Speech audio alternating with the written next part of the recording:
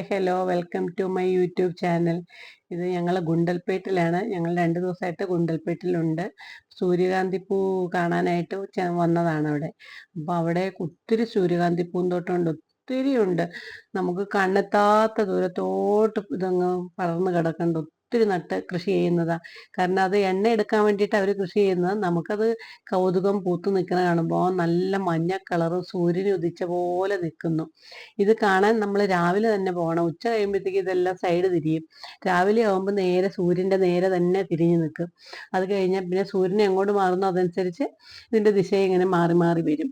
പിന്നെ ഒത്തിരി അവിടെ നല്ല വെയിലായിരുന്നു. അത് കാരണം ഒത്തിരി സ്ഥലത്തെ വിളവെടുപ്പായി തുടങ്ങിയിരുന്നു. കാരണം ജൂലൈ ആദ്യം മുതൽ ഇത് കൃഷി പൂത്തു തുടങ്ങിയെന്ന് അവർ പറഞ്ഞ്. അപ്പോൾ അതുകൊണ്ട് ആദ്യ സമയം തന്നെ നന്നായിട്ട് അങ്ങ് ഇത് വിരിഞ്ഞ് പിന്നെ ഇപ്പം ഞങ്ങൾ ചെന്നപ്പോൾ കുറേ സ്ഥലത്ത് ഇതെല്ലാം ഉണങ്ങി നിൽക്കുക. ഉണങ്ങിയെന്ന് വെച്ച് കഴിഞ്ഞാൽ ഉണങ്ങിപ്പോയതല്ല, ഇത് പൂവങ്ങ് അതിൻ്റെ സമയം കഴിഞ്ഞു, അപ്പോൾ ഉണങ്ങി വരുന്നു. ഇനി വിത്തെടുത്തിട്ട് ഇനി അതാണ് എണ്ണയ്ക്ക് വേണ്ടിയിട്ട് ഉപയോഗിക്കുന്നത്. അങ്ങനെ ഒത്തിരി സ്ഥലത്തുണ്ടായിരുന്നു, ഒത്തിരി കണ്ടു. പിന്നെ അവിടെ നിന്ന് ഞങ്ങൾ പിന്നെ മൈസൂറിന് പോയി. അപ്പോൾ മൈസൂറിന് പോകുന്ന വഴിയും ഈ സൂര്യകാന്തി പൂന്തോട്ടം തന്നെയാണ് കാണാനുള്ളത്. ഒത്തിരി ഉണ്ട്. അതും പിന്നെ ഈ ബന്ദിപ്പൂവിൻ്റെ ചെണ്ടുമല്ലി ഉണ്ടല്ലോ, അതിൻ്റെയും പൂന്തോട്ടമാണ് കൂടുതലും കാണാനുള്ളത്. പിന്നെ കൃഷിയുമുണ്ട്. പിന്നെ ഇതെല്ലാം നന്നായിട്ട് നനയ്ക്കുന്നതായിട്ട് നല്ലതായിട്ട് നോക്കി പുല്ലും അതിൻ്റെ ഇതെല്ലാം കളഞ്ഞ് നന്നായിട്ട് നോക്കി കൊണ്ടു കിടക്കുന്നതാണ്. അതുപോലെ നല്ല വൃത്തിക്ക് കിടക്കുക.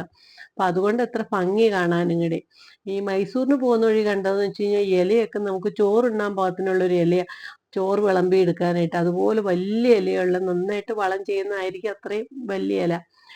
ഈ ഇവിടെ ഗുണ്ടൽപേട്ട കണ്ടതിന് അത്രയും വലിയ ഇലയല്ല, ഇലകളെല്ലാം ചെറുതായിരുന്നു. അത് ഒത്തിരി വലിയ ഇലയായിട്ടായിരുന്നു. അങ്ങനെ 2-3 സ്ഥലത്ത് ഞങ്ങൾ ഇറങ്ങി ഇതുപോലെ കണ്ടു.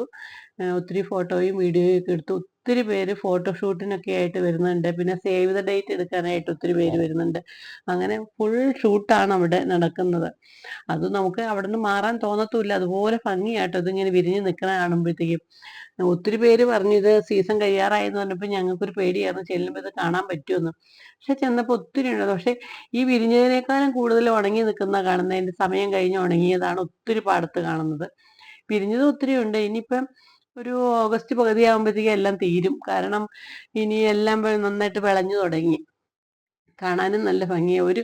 ഞങ്ങളൊരു 8 വർഷം മുമ്പ് ഇത് പോയി അവിടെ പോയി കണ്ടതാണ്. പിന്നെ തമിഴ്നാട്ടിലും ഞങ്ങളിത് സുന്ദരപാണ്ഡ്യപുരത്തും പോയി കണ്ടിട്ടുണ്ട്. അപ്പോൾ പിന്നെ നമുക്ക് ഓരോ വർഷം ആവും തോറും പിന്നെയും കാണണം എന്നുള്ളൊരു തോന്നലാണ് ഇത്. കാരണം അത്രയ്ക്ക് ഭംഗിയായതുകൊണ്ടായിരിക്കും.